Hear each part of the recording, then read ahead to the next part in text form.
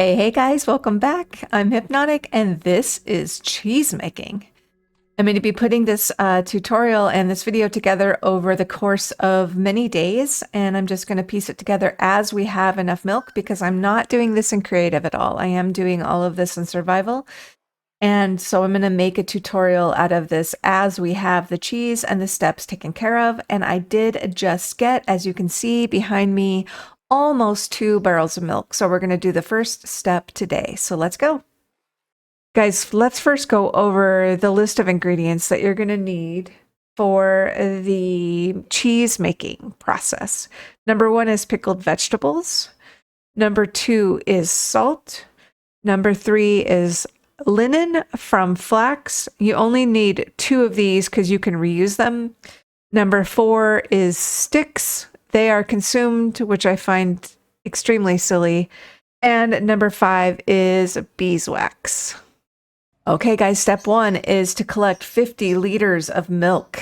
You need 50 liters in there, and you need to right-click with a bucket on a lactating either ewe or cow, and they will give you milk. Now, it is more and more reliable with the higher generations. I think my sheep are Gen 4. So I am getting milk every pretty much every day. I'll show you what the tooltip looks like. I already milked them today, but you can see she says she's lactating for 15 days. If she's ready to milk, it will say ready to milk after that. But some of these girls are lactating for up to 19 days. So we're going to be paying attention and trying to get milk every single day. Okay, so step 1, we've gathered 50 liters of milk. Step 2 would be to add 2 any kind of pickled vegetables to your barrel. It's 1 per 25 liters of milk, but I found that 25 liters of milk does not work, and I will share that with you later. So put 2 pickled vegetables in there, and it says we'll turn 50 liters of curdled milk after 3 days of sealing. So we're going to seal that off. So there we go. Add 2 pickled veggies to the barrel. Step 2. Okay, guys, the next step is to add 5 salt into your barrel to make cottage cheese. We're going to do that now. We have our curdled milk here, and then we're going to add 5 salt. Now, the reason I said something earlier about not being able to do this with 25 liters of milk is because you can't add 2.5 salt. And that's what it would take in order to do 25 liters. But I guess if you had 30 liters of milk, then you could add 3 salt. But here we have 50 liters of curdled milk. And then we're going to add 5 salt and let that cure for another 24 hours. Okay, step 4 is to use the flax that you brought over here and sticks to squeeze out the cottage cheese. We have 2 barrels of cottage cheese that are ready here. And they're good for 25 to 28 days. So we're going to grab in our 2nd barrel and our 3rd barrel here, flax and some sticks.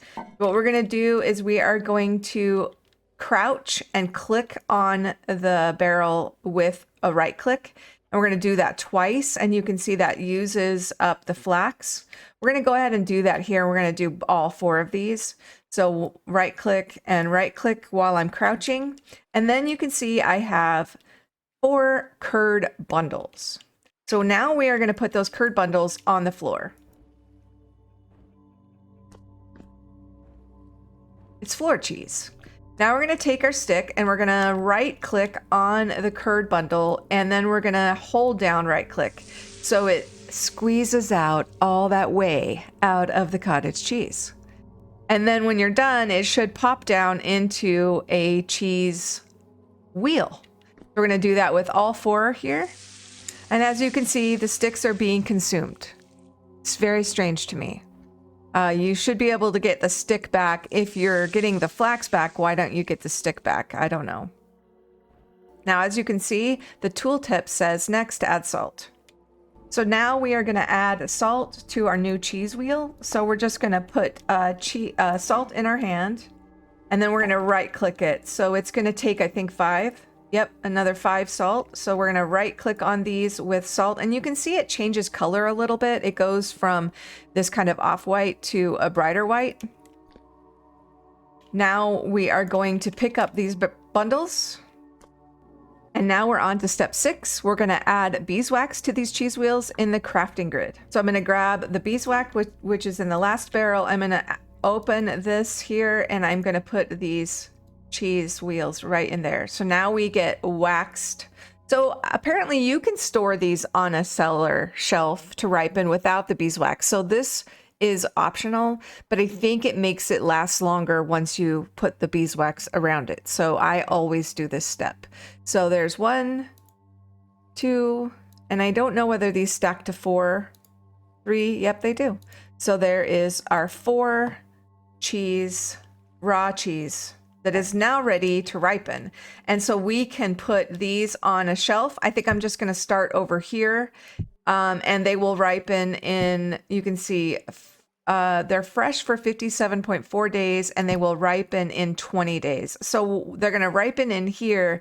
And when they're done ripening, I'll just move them over to this other side, so I know they're ready to eat. And then you can pick these back up and reuse these. So that is our last step. Place the cheese on the shelf to ripen. And I'm thinking that you can take one of these cheese wheels and put it in a very dark room to make blue cheese. So we're going to try that right now, because I did dig another little cellar, and I will show you what I've done right now. Let's take 2 of these and take it down to the lower cellar. So what I did down here is I dug down to just down a few more levels. And I put packed dirt in here, and I made a very small cellar. So, and then I dug up and around the corner to a space outside with a hole to the outside. I went ahead and put this. I don't know whether that will affect it or not, but let's see what this says. Raw cheese, fresh for 29. Okay, so let's see if when we put the...